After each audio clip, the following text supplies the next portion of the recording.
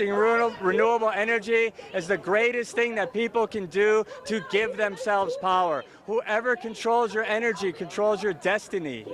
And today we have renewable energy systems that are adoptable by any one person that over time will pay for themselves and will make their energy cheaper. It's free.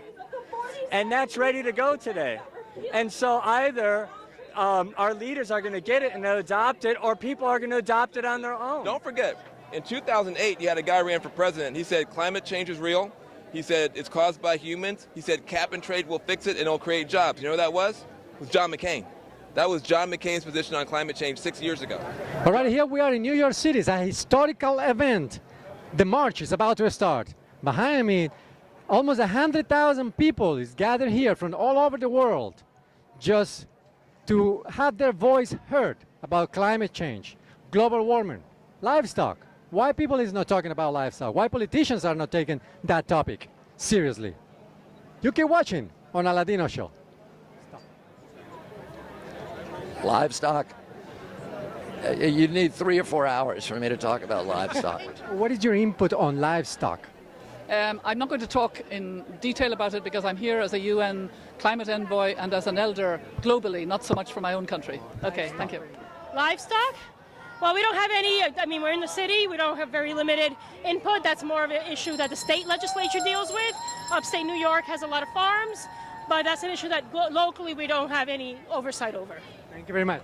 So obviously in the city of New York, it's sort of somewhat limited, but obviously we join with the United States Congress and all elected officials across this globe in focusing on livestock and focusing on what we eat and get more organic food, more nutritious food, particularly in low-income communities. Indigenous people in the city of New York really need to be in the forefront of this discussion because obviously they're being impacted as well. We cannot make sure we need to make sure that they are at the table as well.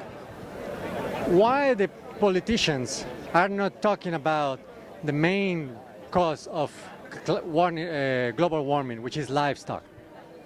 I don't know. I mean, I think that there's a relatively new argument being made that livestock, meat consumption, etc., is a big driver. I think we focus more on fuel rather than food as the main culprit. And the argument may continue to expand. But it's not just politicians who are not talking about it. I think in general the conversation started off as a conversation about fuel. How we run our economy is running the planet into the ditch. And we focused on fuel. Now we're beginning to focus on food, and I think it's a good thing.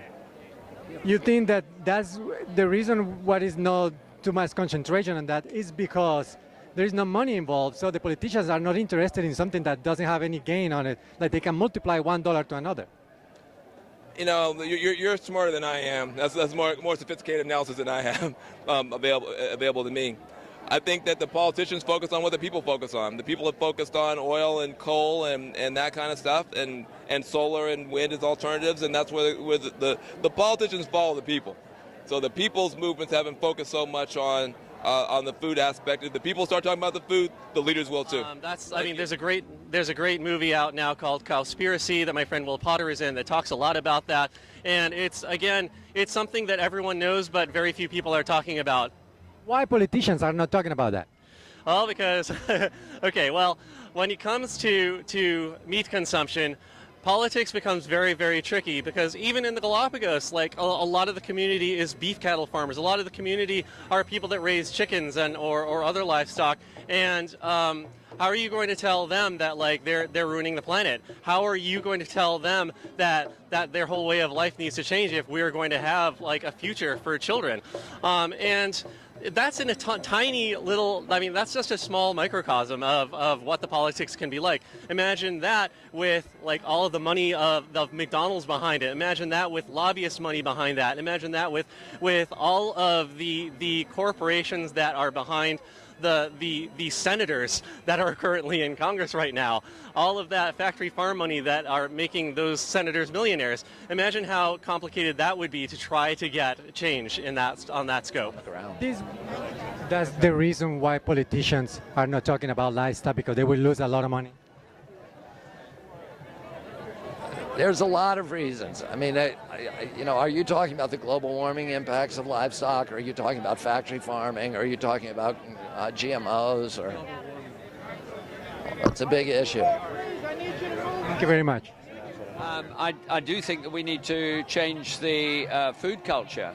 And I'm a great believer in local, organic, humane farming. And I was at the Prince of Wales's farm the other day, where he has a huge stress towards more organic, more sensible farming, where his livestock are beautifully looked after.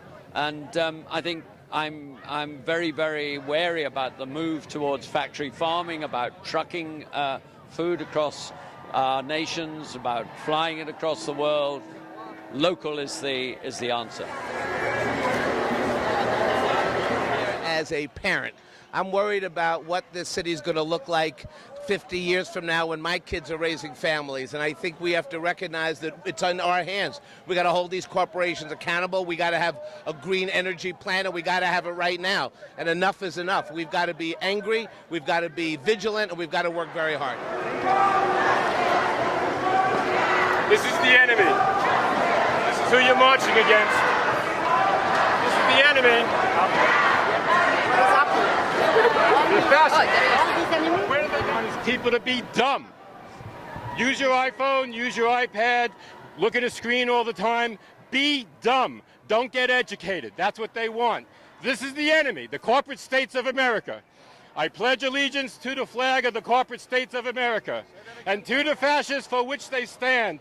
One nation, under one big board of directors, indivisible, with liberty and justice for only those that can afford it, not for those that need it.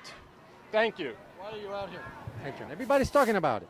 What are you going to do? Because it's up to you. It's up to the people, up to the individuals to take responsibility and save our planet.